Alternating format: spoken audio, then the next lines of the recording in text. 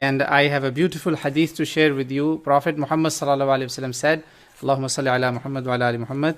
He says, "Iqra'ul Quran fa innahu ya'ti yawm al-qiyamati shafi'an li ashabi." Recite the Quran, it will come as an intercessor for its reciter, for the one who reads it, implements and acts upon it, inshallah. And then he says, this is what connects us with our recitation, inshallah. He says, "Iqra'uz Zahrawain al-Baqarah wa Surah Al-Imran."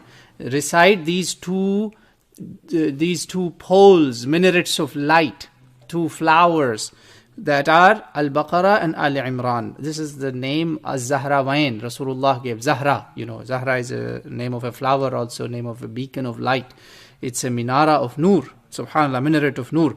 That Rasulullah is saying, recite these Al-Baqarah and Al-Imran. They both will come. تَأْتِيَانِ يوم القيامة كأنهما غمامتان أو كأنهما غيايتان أو كأنهما فرقان من طير صواف تحاجان عن أصحابهما. Beautiful.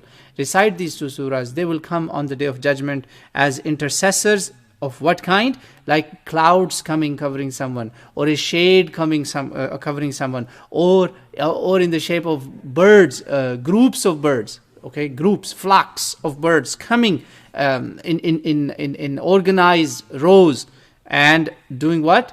Arguing in defense of its reciter. Subhanallah.